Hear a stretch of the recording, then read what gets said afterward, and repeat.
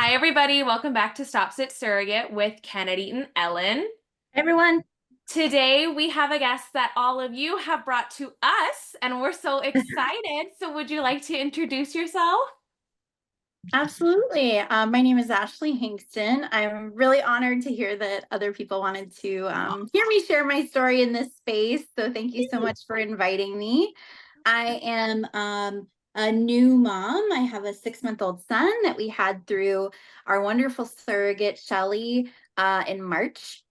And I'm also a therapist in mental health. And what else do I do? All those things. And I've been sharing my story on Rage Against Infertility on Instagram since 2020. So it's been a while.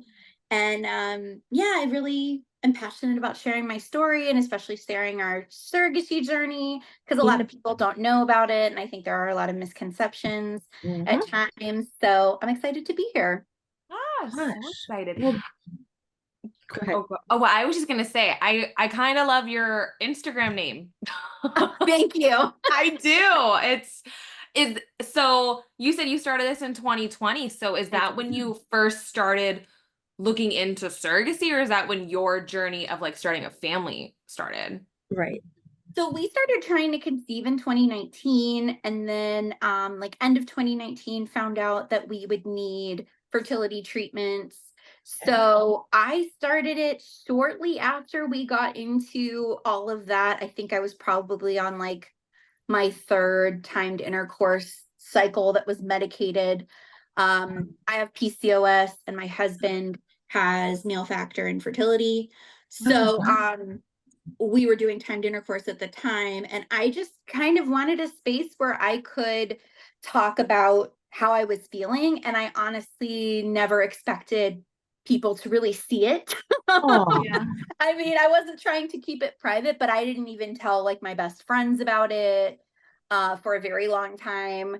I just wanted a space where I could kind of get it all out. And I realized that I enjoyed using the stories feature and just talking to someone, anybody.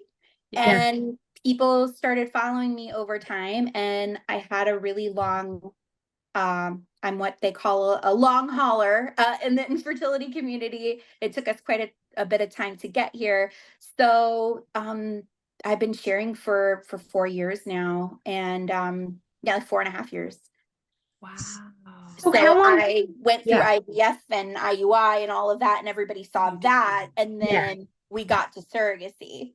That's what I was going to ask. So you went the traditional path of all of the, you have to do IUI and then the infertility and all of that. And then you came to the conclusion, we need a surrogate. Yes, because the short version of it is that we did timed intercourse, I think about 6 cycles with medication for me for ovulation. We did get pregnant and I had an early miscarriage. I'm sorry. And then we went into IUI. We did 4 of those. Wow. None of those were successful for us. We had really expected that they would, because I had gotten pregnant on a timed intercourse cycle. I was like, well, why not? Right. Why not have that work again? And it did not. And then we ended up during the pandemic traveling to do IVF out of state. We live in Florida. We ended up going to New York because I am a plus size person, and a lot of clinics in Florida, including the one where I did all of my other treatment, would not do IVF with me. And it wasn't something where it was like I could lose 10 pounds. It was a significant amount of weight to be able to continue with my clinic. So we ended up going to CNY Fertility in New York and doing IVF there because they don't have a restriction on BMI. And I did 3 egg retrievals and 5 frozen embryo transfers to myself before we moved on to surrogacy, because we had recurrent implantation failure. So we had beautiful embryos that we had tested that all came up as genetically normal. And it continued to fail. And regardless of what we tested in me and the different things we tried, we still don't really know what caused that to happen. And that basically, we got to the point where I was just like, I'm willing to do one more retrieval, which was my third retrieval. And we were doing that for a surrogate. Okay. And we made that transition in December of 2022 and then signed on with our agency of January 2023. Okay, so you had retrieved eggs when you signed on with the agency. Yeah? Yes, we had already Okay. made embryos. We had Okay. 4. Okay. And that was my last egg retrieval. And I decided I was done with IVF for myself and with trying to Yeah. transfer embryos to my body. Yeah. Since I had already done 5 and all the results Oh, were the same. that's just got to be defeat. Like Yeah. that's a whole nother story, but my gosh, to keep going, more power Yeah. to you. Like Can seriously. You Thank said at you. the beginning of this that you are also a therapist. Do you think that being a therapist, like yourself, that kind of helped you mentally with all of this? I think it could have. I think it also helped me that I am a therapist who believes in going to therapy herself. I love that. Um, so I'm so glad that I had that already in place in my life, because if I didn't, I don't know how I would have gotten through it, because it was so hard even with all of that support and Yeah. already having therapy and already I take medication for depression and that, like, having that already and Right. then going through that, I am scared to think about what that would have been like for me had I not had any of those things, Yeah. because it is such a traumatic thing to go through and so difficult, especially when it doesn't work for you and you keep going, through losses of embryos or pregnancy loss or, all of that again and again is hard to put yourself through for, Not, like 4 years, basically. yeah, and not to mention the financial aspect of all Yeah. of it. 5 IVF cycles is not cheap. Like, Yeah. and No. all the medication cycles you did. Yeah, no. Wow. Amazing. It's, gosh. Okay. So you sign up with the agency. Did you say January of January. 2022? Yeah, January of 2023. 23. Okay. We had Oh, already started looking into it maybe like 6 or 7 months before that, because I okay. knew that I was going into my last couple of transfers. Okay. And I think by the time we got to the 4th or 5th transfer, we were pretty realistic about the fact that this may never work. Yeah. We hoped it would. We continued to throw things at it. But by that point, I really started looking at surrogacy probably in like May of 2023 and looked at agencies and talked to agencies and just took the time to do that, because I think, kind of going back to mental health, I knew that if I was going to not be able to use my own body and be pregnant the way I had been trying to be pregnant for so many years, if I had to give that up, I knew that I would need a place to go and to move into, and that I had to do that ahead of saying I'm done, because Yeah. I knew emotionally it would be too hard for me to start from scratch once it failed. Yeah. And Wow. once we got to the point where it was the end, I knew that Right. that was going to be just too hard for me. So I Yeah. was like, I have to have this all set up Yep. beforehand so that we Yeah. have a way to go. Okay. I mean, I would do the same, because you Yeah. want to keep going. You want to do the next step. You don't want to be waiting around. You need it. Yeah. But you were incredibly realistic to, I don't know if a lot of people would have had that in their wheelhouse, where you're like, you know what, we keep trying, but you know what, I gotta have this set up just in case this doesn't work. You were Yeah. ready to let go if letting go was what was necessary. Yeah. So yeah, I don't even know if I would have been able to do that. So that's a testament to how your strength. Like, Yeah. I'm very impressed. No, seriously. Yeah. So when you say January of 2023 and you have a baby in March of March 2024, 2024. that like goes fast then. Yeah. It went very fast for Yeah. us. Yeah, we were told when we signed on, because I had already picked the agency ahead of time, and Okay. we worked with Family Inceptions, who's Okay. based in Georgia, but they have surrogates all over the place. Yeah. We already knew we were going to choose them. We told them our situation ahead of time and kind of filled out preliminary paperwork and said, we're going to do this last transfer. And told them when it didn't work out, that was November of 2022. And Right. then we said, okay, we're going to do this. Sorry, 2022. Yeah, And you're then I right. said, You're I'm right. going to do this this egg retrieval in December, and they said, once you have your report back saying what you have, let us know and let's sign you on. Okay. So we did that, and we were told like 3 to 6 months of a wait for matching, and we got very fortunate because we signed on in January and we were matched by the end of March of that year. That is fast. Wow. It was very fast. So okay, let's jump into, did you pick her or did she see Wait, your you're asking profile? a question before, hold on, go in order. Hold on. Go. No, I'm curious. How did you land on this agency? Were you pick the referred? agency. Did you like just Google search and like that was the first one to pop up? Like that's what a lot of surrogates do. I did Google search. I had actually been focused in the beginning on agencies in Florida Okay. because that's where we live. I Right. really loved the idea of somebody being close. Yeah. Some of the agencies I talked to had people in Orlando, which is where we are. I would have loved, that just to be, more a part of it. But I talked to maybe 4 or 5 that were based in Florida, and I didn't care for any of them. I felt like some of them didn't have the time for me. Some of them just seemed kind of disorganized. Some of them I felt were not really being ethical when it came to the surrogates they were choosing. Like it was really important to us that we were working with somebody who was financially stable, that we were not taking advantage of another person. And there was one agency that was saying to me, like, oh, we don't screen out people who are on Medicaid or who are on government assistance. Well, I happen to be a therapist who, works on behalf of Medicaid patients, and I know what your situation has to be for you to have those services.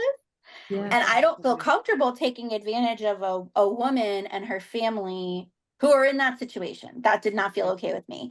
So we kind of said, okay, let's open it up. So I started talking to other people.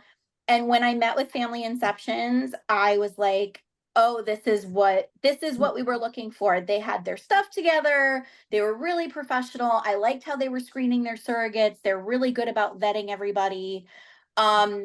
And they were great about, even though we hadn't signed on yet, we hadn't given them any money, they didn't know if we were really going to do surrogacy or not because we were still trying. They were great about following up with us periodically and saying like, hey, how are you guys doing? Like, where are you at? And they made it clear they were rooting for it to work out for us and for me to carry a baby. So I didn't feel like pressure from them or anything like that. It was just occasionally like, hey, kind of, where are you in this? Yeah. And I really just thought that they were great, and I was impressed with them. And it turned out, based on the journey that we had, I feel like I was right, and I recommend them to people because I thought they were great the whole way through. That's amazing. That's nice to hear. Good for you too, to like also like interview the agencies. Like they're not, Multiple. I always tell that to people. They're not really interviewing you. You're interviewing them. Like you're the one who's going to be working with them as like your coordinator person. It's important to know how they work. So good for you to listen to the red flags. Yeah. Definitely. Because I know there was criticism of surrogacy for that reason. I was like, well, we don't want to participate in that. Like, we don't want to be, which I think most people are not actually doing that when it's done right. But it's like, I really don't, I want to make sure that that's not what we're doing. Right. And that we're dealing with people who are in a position where they can do this and they want to do this. And it's not because, I can't afford to do basic things for myself. It's like, whatever reason you have for that money is your business. But I didn't want somebody to be in such a stressful situation and then trying to do a huge thing for our family. For sure. Absolutely. It's not healthy for anyone. That's not a recipe for positiveness. Yeah. Okay, so now do we get to jump to mine? Yeah, do you get to look at the profiles first, or is the surrogate looking? So who's looking first and picking the other one? So the way that they do it is they don't present you with like multiple profiles or anything. Okay. I am not sure. I think what happened in our case, I'm not sure if this is how they always do it, but they basically approached our surrogate and said, we have this family, and showed her our profile. And she said she would be interested in talking to us and meeting with us on a Zoom chat. And then they approached us and said, we have someone, and showed us hers. And we also agreed to meet in a Zoom chat. And then we agreed after the Zoom chat to work partner up as surrogate. Yeah. Okay. Oh my gosh. That's sweet. Just out of curiosity, is she an experienced surrogate, or was this her first journey as well? This was her first journey. Oh. She actually had been matched with a couple previously, and it didn't end up working out. So they basically said we need some time to kind of figure out what we're going to do next. Sure. And they, kind of let her be free to move on to match with someone else. Yeah. And the agency had been kind of seeing that play out, and they had us in mind Oh, okay. the whole time. So they had Nice. contacted us like a month before and Wow. said, how do you feel about Mississippi? And I was like freaking out because I'm like, oh my God, they have somebody. That's And cute. I was like so excited. And I texted my husband. I was like, what do you think about Mississippi? And he's like, we can make that work. Like, we can do that. How far? Yeah. How It's far nice. are you? It's an 8-hour drive. Okay. And it's Okay. a little bit, the only thing that's complicated about it is the area of Mississippi that she lives in, there are no direct flights. So you fly to, I forget where we flew through, but like maybe we flew Jackson. to Atlanta or something, and then we transferred over there. So there are no direct flights. I ended up driving there sometimes too. But that was really the only thing. We had wanted some people, we had said like the South or the Okay. Southeast or whatever. And they were like, we know this isn't one of the states you mentioned, but how do you feel about this? And we were both like, yeah, that's fine. And then we didn't hear anything about it for like a month because behind the scenes, they were still dealing with, she was matched with this other couple. They were kind of making their decision about how they wanted to move on. But everybody, parted on good terms. And then in March is when we matched. Wow. So I kind of feel like I know how it's going to go at transfer, but before we get to there, how can I ask how many embryos you guys like came in with? Yeah, we had 4. Okay. So we had 4, and we were happy with the quality of all of them, but one of them was obviously better than the rest of them. So we went we decided we were going to go with that one, but we knew we had 4 choices. And when my big thing was, when you contract, I know a lot of contracts say like 3 times, like they'll try like 3 times. And I had gone through 5, and I just couldn't wrap my head around the idea that it could work with somebody the first time. So I was saying to them, I'm like, what happens if it's more than 3? Like, can we ask her if she'll do one more, or do we have to rematch? Like, what can we do? Because it just couldn't. I couldn't wrap my head around the fact that it could actually work, because I was like, I think the problem is with my body, but what if it's my embryos? What if there's something like weird? And I would ask them questions like, so is there anybody who like it just never works out at your agency? Like, you do multiple transfers, it just never works out. And they were like, honestly, in the people that we've had, I think there's only been like a couple of people where that was the case, when they had like multiple embryos to use. Like it was a small percentage of people. And I was like, okay, but I still kind of didn't believe. But I was like, okay, well, we have 4. And what we had both said is that if we get to the end of these 4 and there's nothing, we're just not going to have children. We're just done. Wow. So we had decided that. We talked about that in our psych eval that we did, because the doctor asked us, like, what is your plan? If you don't have any more embryos. And we both looked at each other and we said, no, this, like, we're done. This is it. And like, we just won't have children. Okay. And it just felt like, and we were both okay with that, but at the same time, it's like, that's tough. That's final. Yeah, that's wow. Yeah. Okay. So March, matched in March. When does, I'm saying the first transfer, I'm thinking maybe we only do one, but I don't know the timing. So when does the first transfer happen? It was July 6th. Okay. 2023. That's and right. So Shelly's our surrogate. We both flew to New York, which is where my embryos were, and met for the first time the day before the transfer, like in person. We had been talking prior to that, which was great. So we had gotten to know each other a bit, but we were both really nervous, like meeting each other for the first time. And then the next day was the transfer on the 6th. And we used our best embryo. And I tell people that it was really one of the most profound moments for me, like one of the most amazing moments of my life transferring that embryo, because it was weird being on the other side of it, like not being the person, you know, in the stirrups basically, and having it transferred. But I watched what the doctor was doing the whole time, and the whole time I was just crying. And she said she looked over at me and she saw me crying, and I was like really trying not to make it obvious. Yeah. But when they left, you know, when the doctor and stuff left and let her like lay down for a little bit, she turned to me and she said, "Hey, I know that this is really hard." And I said, "No, I'm not crying because I'm sad. I'm crying because I'm so grateful that you would give my family a chance." Oh. I was just so honored that she would go through all of this for us just to give us a shot. And I wasn't really sure that it would happen, but I was like, it's just an honor that you would even try. And she said, "I will do this again if we have to do this again, but like, I would do this again for you." She's like, you know, she just gave me this big hug and she's like, you know, you don't have to thank me, basically. She's still like that. But it's like, you don't have to thank me. But it was amazing. And I like cried for days thinking about what an amazing moment. And this is the best of humanity. Like just watching somebody do this for me, like this is the goodness in people. I just thought it was amazing. What a great perspective you have. Jeez, that's like Thank awesome. you.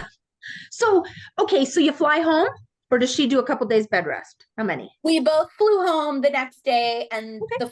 the flights were such a nightmare. We both had flights get canceled.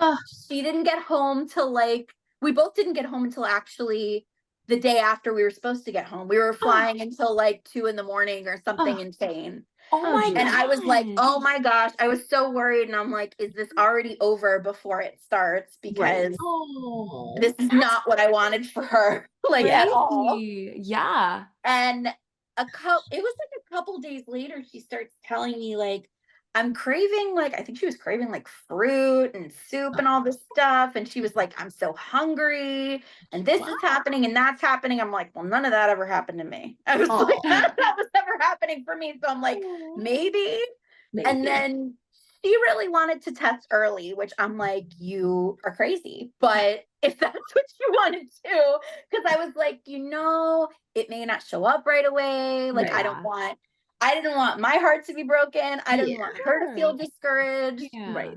But she was like, I want to test early. And then she's like, it would feel weird if I didn't tell you. And I was like, listen, let's just do it. Cause I can't tell her, it's her body. So I can't tell her not to test because it's her own body. Yeah. And I'm not going to not know. So I was like, okay, fine. So 5 days after, she calls me at like 7 o'clock in the morning or whatever. And she's on FaceTime and she shows me all these positive. I just got goosebumps. Stop it. Day 5? Yeah. 5? And I was like, oh, I thought she was nuts because I'm like, you should at least wait until like day 7. What if it doesn't show up? Yeah. Like, or what if it, you know, I'm like, oh God, I was just not ready for that. And yeah, it was all, they were positive. And then our beta was great. It was like over 400 or something with the first awesome beta. And then it doubled and everything was great. And we were just like, oh my God, we're really pregnant. Yeah. Seriously, how are you like in that moment? Like, God, this actually might happen. Like, how do you go, oh my God, like all this hard work. Yeah. Like you finally got there. I think in the moment when she did that call with me, I was just like, oh my God, like I was surprised, but I got emotional because I didn't tell my husband that she had tested early. Okay. And she sent me photos. And when he got home, I said, I want to show you something. And I showed him the picture of the test and I said, this was today. And he's like, oh, wow. Like he was like, oh my God. And he gave me this big hug. And he had always been thinking it would work. Like he was much better about that stuff than me. But he gave me this big hug and we were like, okay, like we're really pregnant. And I was nervous. Like once it was positive, I was like, well, what if something happens? And I was really nervous, but I was also really excited. And it was really encouraging, like how great the betas were and that everything was going the way it was supposed to. Was really helpful. Did her pregnancy pretty much go off without a hitch, or was there any hiccups going on in there, like scares? No major scares until the end. It got a little bit scary because we found out, I think at like 37 weeks, that she had preeclampsia. Oh no. Which she had never had with any previous pregnancies, Right. with her kids. Oh, But she was swelling and like having edema and things like that. And her blood pressure was elevated. yeah. And at that point, the doctor said, I'm gonna check you one more time, but like if this is still the same and this isn't getting better, like we're gonna do an induction at 38 weeks, which is Mhm. what we ended up doing. Mhm. And we were totally fine with that because obviously her safety was really important, and thankfully our baby was doing well. Yeah. So we did the induction on March 11th of this year, 2024, and we were there for Oh the yeah. birth. Oh, She good. was wonderful about us being there, and she let me hold her hand, which was an honor. Oh, I Sweet. held her hand through her pushing him out, and we were there for all the stuff beforehand with like her epidural and all that stuff. And it was just such a cool thing to watch her. I still tell everybody, like, it's an amazing thing to witness somebody giving birth, and she was just she was a badass. She was so tough. good for her. And I mean, this woman had, oh my God, she's a beautiful woman anyway, but she had like makeup on and the whole thing, and she Oh, looks like perfect love it. the whole time. And Oh, she's pushing me, Love and I'm it. just like, she looks gorgeous. So But cute. she was amazing, and the labor went really quickly, and so did the delivery. And our son Jackson was born. Do And they do they give you your own room? And or do you guys all stay in one until it's time to go home? Some hospitals are different. thankfully, they had told us, if we can find a room for you, you'll get your own one. And if okay. you can't, then either he can go to the nursery, or they had said, Shelly actually said to me, she's like, worst comes to worst, you can stay with me. Aw. Which was so nice, because I was like, I'm sure you want me out of here so that you Oh, could rest after all of this. yeah. And I was like, I don't want to do that to you, but of course I don't want to leave my child. Right. So thankfully they did find a room for us. We actually had rooms next to each other, Oh, which was nice. And yeah, I got to stay with Jackson, and Shelly had her own room. And she got discharged a little bit before we did. okay. Sweet. So she kind of jumped a little, but I'm just curious. So when baby Jackson is born, where does he go?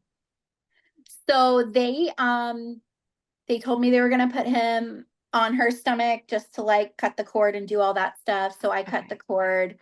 Oh, And then they sat me in a chair next to her bed and gave him to me for skin to skin. oh, So I got to hold him first, basically, which was awesome. And we did skin to skin. And her husband was so sweet to take photos, because I had told him, like, I don't care what I look like. I know I'll be crying. Just like for sure. take all the photos Yeah. of me holding this kid for the first time. And there are all these photos of me like like bawling my eyes out, and my face is red and stuff. And I'm like holding Jackson, and I have him on my chest and everything. And it was amazing. I think Yeah. it took a while to hit me, but it was amazing to actually be holding him Yeah. and have To him become a here. mom in that moment. Like, Yeah. yeah, Yeah. crazy. It Wow. was Oh amazing. my How God. big was he? Do you mind me asking at 38 weeks? Yeah, he was 7 pounds and 6 ounces. He's a good So boy. Hey. he was. And what was crazy about that is that my surrogate Shelly had a really hard time with nausea and vomiting during the pregnancy. Okay. Oh. And again, not like any of her previous pregnancies. And it went on for like, I would say more than half of the pregnancy. And she had Oh, Oh. trouble gaining weight for a really long time. So I yeah. wasn't sure he would come out and really be like that big. Yeah. Yeah. But yeah, he's the biggest baby that she's delivered. So Oh my because her gosh. girls were smaller. Wow. Cute. But yeah, he turned out to be a great size, and there were no like health issues or anything. So it ended up being completely fine that he came a week earlier than we had thought. Yeah. So Yeah. do you guys, because all of this happened in Mississippi, right? The Yes. birth? Okay. So do you stay there for a little while before, or do you go directly home? We stayed, we ended up staying there. I was in the hospital. We got there like 2 days before the birth, and then I was in the hospital for 2 nights with Jackson. And then we discharged and stayed an additional night, and then we left. So we were there for probably like 5 days total.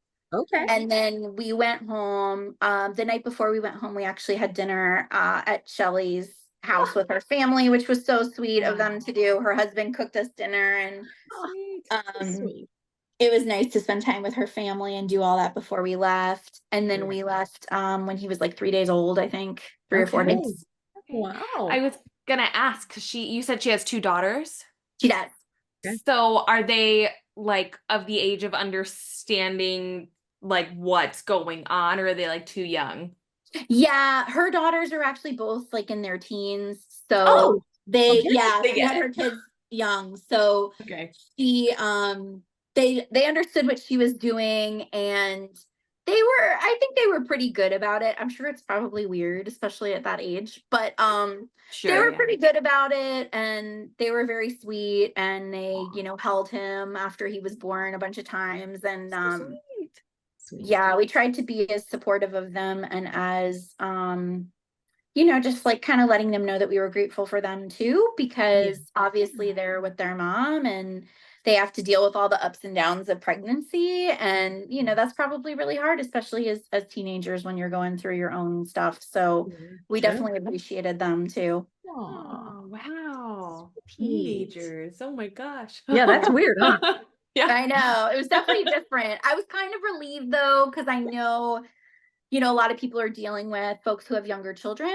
Yeah. And I know there's the whole element of like helping them understand that this baby is not staying with you and all of Right. that. And I Yeah. was kind of like, well, at least these kids get like that it's not Totally. going to stay with them, and they aren't upset. Yeah. Or we're not navigating that. So that was probably easier than it is for maybe some other people. But Yeah. Okay, so when you guys get home, like how is adjusting to like home life with your baby? it was honestly really tough for me. I ended up having, I don't really know what you would call it because I didn't carry, but essentially like postpartum depression, postpartum anxiety, Sure. same type of issues, which we knew was a possibility because I have a history of, Okay. of significant depression. Oh, And thankfully I had, all the people I needed in place as far as like my therapist, psychiatrist, all that stuff. Great. But it was really tough. And it was also really tough that Jackson ended up having severe acid reflux. Oh, And it took what felt like forever to really get somebody to listen to me, because it was yeah. kind of like, oh, he's colicky, or oh, this is normal, or he'll grow out of it, or things like that. I had people saying to me like, well, what did you expect that parenthood was like? What? And yeah, stuff like that. And I was like, this doesn't seem normal, because he would just scream for hours and hours and hours and hours. Oh, And my husband and I were both like, oh my gosh, like we right. went through so much to get to this. Yeah. And we knew it was going to be hard, but it was like he would not sleep because he was in so much pain. And I just been, baby. His poor little body's trying to tell you something. Yeah. Good for you to keep going until somebody listened to you. Because Can I ask for a little bit of clarification? So, because when you said he had acid reflux, I thought immediately colicky. So that's different. Yeah. yeah, Because Oh. colic is like, it's basically what they said to me was that it's a diagnosis of exclusion. And basically, once they've ruled out other stuff, if you're still having those symptoms and stuff, it's colic. But we were telling them like all the symptoms he was having, and that he was spitting up a lot, sometimes like vomiting and all that kind of stuff. And it wasn't really until he got to a really low weight. He was not putting on weight. And we were at failure to thrive levels for weight. Oh, And that's when they finally like took me seriously. But by then it had been going on for months, and he hadn't hit 10 pounds, and he was like 3 months old. Oh, And he was born at 7 pounds and 6 ounces. And I'm like, right. something is wrong. Like he's Right. not. And you can see when you look at his pictures, like how thin Wow. he really was. So we finally, I finally just decided, I was like, I'm tired of waiting on these pediatricians. Like, we're going to a pediatric GI. Good for you. Because I'm just over it. Yeah. And that's what we did. And that really turned things around. And now, like, you wouldn't even know that we had that experience. Good. He looks great. He's caught up. Yeah. And he's much better. He's on medication for acid reflux, and Good. you know, he will grow out of it, or it'll get Yeah. better as he gets on solids and things like Right. that pretty soon. Yeah. But thankfully we were able to turn it around, but that made the first few months so hard. And it was Yeah. really hard for me because I was like, I think it would have been hard for obviously any parent, but Yeah. I was like, we worked so hard for this, and this poor kid is so miserable. Right. And so we're miserable too, because our Right. kid is just like, I couldn't have said he was a happy kid. He wasn't. Oh, And that was awful. It's just, and it's hard as a mom, as you know, yeah. you guys obviously understand, like your heart just breaks for your children. Right. Yeah. And now it's gotten so much better. I mean, he's great. He is such a Good. happy, social little person, and he loves to laugh and smile at everybody, and Glad to he's hear that. amazing. So I'm just so much we're all so much happier now, and we get to enjoy being parents. But in the beginning, it was very hard. It was a really Yeah. hard adjustment. For sure. Because you had a diagnosis that you didn't know what it was. Yeah. How are you supposed to figure that out? Like, but good for you. I do applaud you for like, forget this. I'm going to a GI. Yeah. Now Mama Bear's coming out. That's right. That's right. Yeah. That's Oh my awesome. gosh. Do you, I don't think this is an appropriate question to ask, so I might cut this out. But I'm okay. Do you guys want to give Jackson a sibling, or is this Oh, I don't mind being asked that. okay? I had kind of thought about that, but obviously the cost of surrogacy is so high. The idea of doing that again. It was something like I tell everybody this, that my mom paid for this for us. We could not have financially done this without her. Go, Mama. Yeah, it was amazing. She approached us a long time before we were really ready for a surrogate, but she had kind of said like the option is there. And at the time, my husband was just like not into it. Sure. And he eventually kind of came around about it on his own, but we knew the option was there, and we were very lucky that she could do that for us. And we had kind of gone into this thinking, like my mom was like, I could probably only do this one time. But then as time went on, she was like, well, if we wanted Shelly to carry again, you know, we could do it independently, and we wouldn't have to do the agency, and then that cuts out some of the financial part, and you know, things like that. But my husband never really wanted more than one. I was kind of hoping in the beginning, like when we were pregnant, that this would change his mind. But then with everything we went through with Jackson, it really changed my mind, and I was like, oh no, I can't go through this again. Sure. I love him more than anything. I'm so happy that we have him. And I know, like, Shelly's even joked with me. She's like, you know, not every kid has the issues that Jackson had in the beginning. And I'm like, I can't even take that chance. Right. Like, I'm never going through that again. That's totally fair. He's we are one and done, and we feel very fortunate to even have that. So we do have more embryos, and I said, like, I don't want to do anything about it yet. Yeah. But still early. But we probably will after he turns a year, but I doubt we'll change our mind. And I'm actually okay with it, and I'm sometimes grateful that we went through what we did in the beginning, because I think it made it easier for me to say we're all set. Things have a way, man, of coming back full circle, and just kind of things are supposed to happen certain ways. I never would have wished any of that infertility and that huge struggle on you, and the acid reflux. Never would have wished that on you in a million years. But like you said, it all kind of came through like, oh, maybe we're okay with a singleton. Maybe we're good. Yeah, I think we both really are. And I definitely would have been the one who was struggling with that over my husband. My husband never really came around to the idea of two, even though that's originally what we wanted.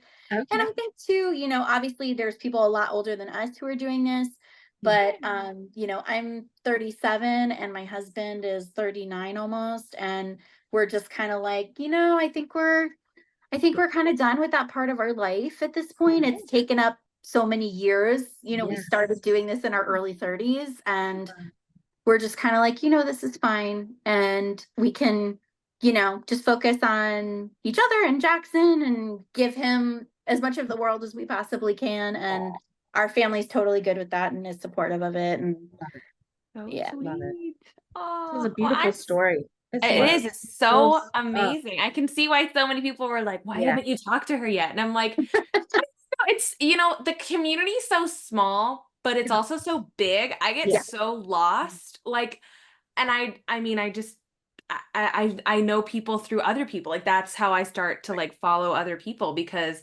somebody posts something from somebody else or somebody's like, talk to this girl. And I'm like, okay. So and I'm like, okay. I'm So really honored that they thought of us. That's so nice. Oh, no, it's your story. I can see why yeah, a lot of people are really inspired by absolutely. your story because you have It's a huge lot and you success have, story. Huge. yeah, and Huge. the grace that comes with it from you. I mean, Mhm. you seem very approachable, very easy to talk to, and like just great advice and a great story.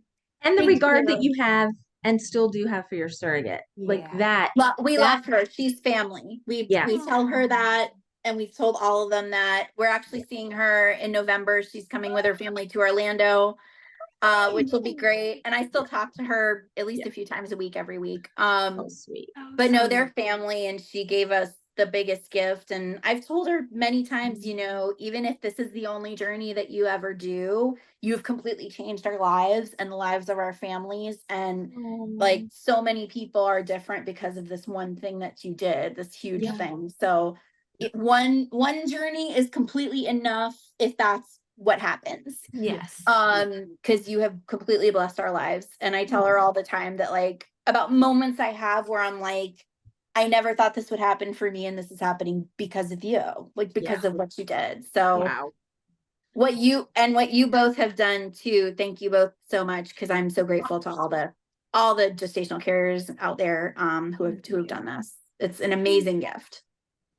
I will keep doing it as well. I retire after this next one, but I wish I could keep going. See, I'm retired too, but I would keep doing it. Heck, I'd keep doing Yes. it.